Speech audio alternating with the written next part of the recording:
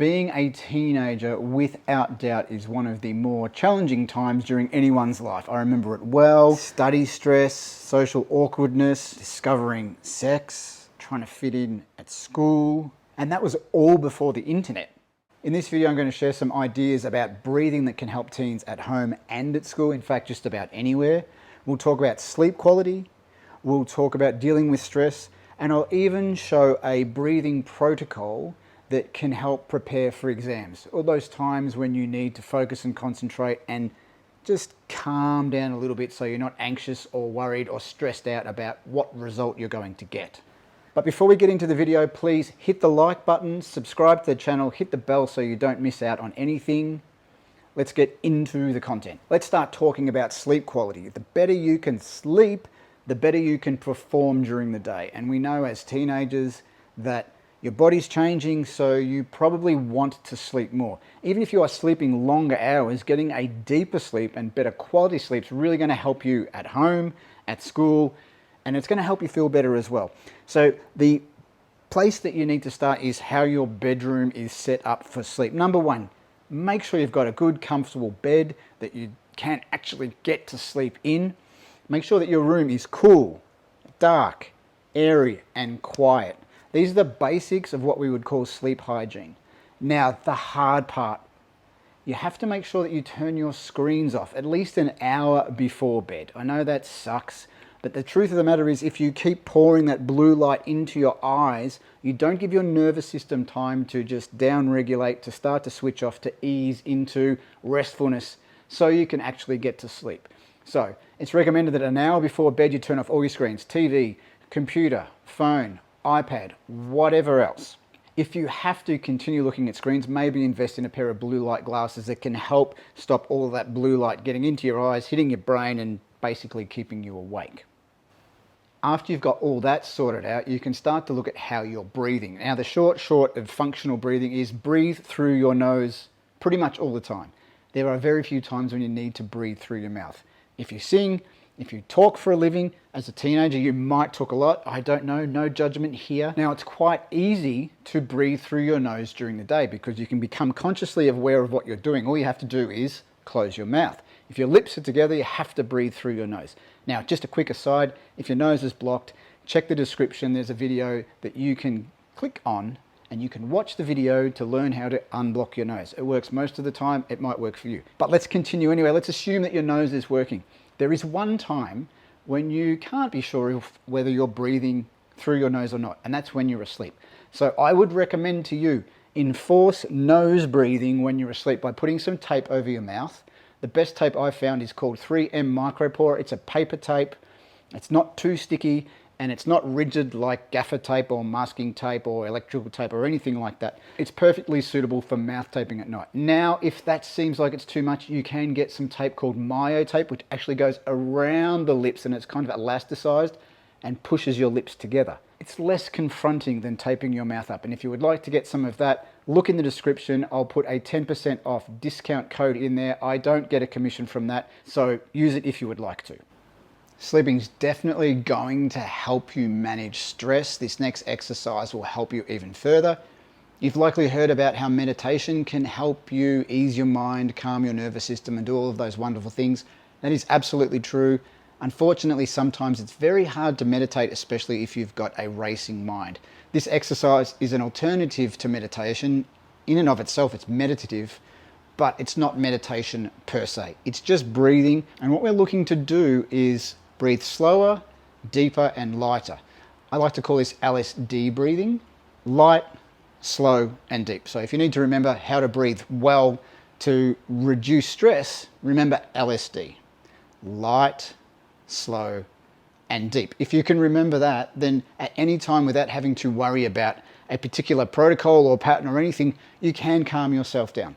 So light just means taking air in more gently. Slow, quite obviously slowing down the rate of your breath. And deep just means breathing lower rather than breathing up here. Now, if you've ever been stressed out, you will probably understand what stressed out breathing's like. It's high, it's erratic, it's short, and it's fast, and it's often big.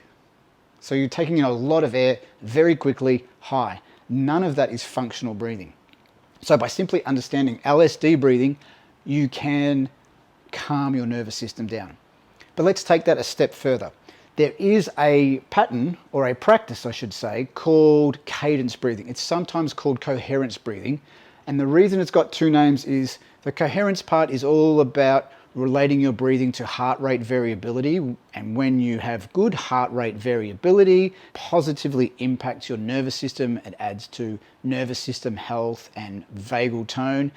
If any of those terms are foreign, I would suggest you just hop onto your favorite search engine and find out what they all mean. Cadence breathing. What we're looking for is a longer breath in and a longer breath out. Now, ideally, if you can get to a breath in of 5 seconds and then a breath out of 5 seconds, clearly 5 plus 5 equals 10. Each breath cycle in and out is 10 seconds, which means you slow your breathing rate down to 6 cycles a minute, which is a lot slower than the standard sort of mid-teens number of breaths that most people will be breathing in a minute. Some people, when they're a little bit more stressed, it'll be up into the 20s, the low 20s, even the mid 20s. That is definitely over breathing. So by slowing your breath down and having a cadence of 5 and 5, everything just calms down. Now, you really don't have to think about too much there. The idea is just counting to 5 as you breathe in and counting to 5 as you breathe out. If that becomes too challenging and you feel like you're really breathless and that's a struggle, then maybe go 4 and 4. You'll have to play with it yourself. But the idea is just to slow your breathing down, slower than it is when you're stressed out. And then you've got the S taken care of. You can focus on the D part by putting your hands on your lower ribs to get the depth of your breath. And then the lightness is just about the feeling of the air coming in and out. It's not going in too fast. There's not a lot of velocity. You can feel it coming in and out of your nose gently. And you're breathing through your nose, low, slow, and deep. And we're going to now wrap up with a protocol that you can use to dial in your focus and concentration and drop any anxiety levels before you get into an exam situation. This would work really well if you had about an hour before the exam where you can find a space for yourself to do this protocol. Now, if you can't find that, that's okay. You can also practice this protocol at any time just to get your system calmed down. I have seen this used by people in a professional environment preparing, going onto stage to do public speaking, for example. So it definitely works. There's 2 exercises. One's called box breathing and the other one's called breathe light. If you look in the description, you'll be able to find videos that go into detail on how to perform each of these exercises. But for our purposes, I'm just going to tell you very briefly what they are. And on the screen right now, you'll see the protocol and how you can flow through the breathing of box breathing and breathe light. You can see that we alternate between the two. We do 4 to 5 minutes of each. And there's a little period of time in between each exercise just to allow you to recover your normal breathing so you're not entirely and intently focused on your breathing. This should be a very gentle yet intentional practice.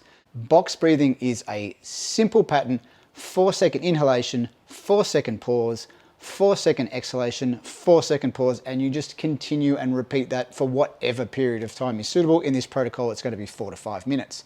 Breathe light is all about reducing the volume of air coming into your body. Often you'll hear us talking about, us being breath coaches and breath instructors, you'll hear us talking about reducing the volume of breath by about 30% or a third. And the idea is quite simply to soften the breath going in and out of your nose. One way that you can do this is by putting a finger just on your top lip and feeling the sensation of air going past that finger, softening the breath as it comes in and it goes out to the point that you can't feel it on your finger, or maybe you can only just feel it. That will lighten off the breath. You'll start to feel a sense of breathlessness coming on. That's all okay. If your breathlessness, if that sensation of breathlessness is tolerable, you're fine. If it gets to be too much, just reset your breathing back to your normal pattern and then reduce the volume again. The way that you will work it out is that breathlessness is a tolerable sensation. It will feel like you need to take a breath, a bigger breath, but instead of doing so, you just relax into that sensation. Both of these exercises down-regulate your nervous system. So instead of being into that hyper-vigilant, aroused, sympathetic fight and flight nervous system, that mode of the nervous system, you shift over to rest and digest, which is what we call the parasympathetic mode. But we don't move over there so far that you want to fall asleep. So we kind of almost have a toe dipped in each one of those modes. We're not too aroused, but we're not too relaxed. We're somewhere in the middle where we can be focused and concentrating, and we can also ease off any stress levels. So that's what we're aiming to do with this particular protocol. And that's it. Some ideas in and around breathing that can help you as a teenager, as a student at high school, get more out of school, perform better, sleep better, feel better, manage any stress. I hope you've gotten something out of this video. Please hit that like, hit the subscribe button and the bell so you don't miss out on any videos. I thank you for your time. If you've got any questions, please leave a comment and I'll get back to you personally. Until I see you through this screen again, I wish you well. Breathe easy.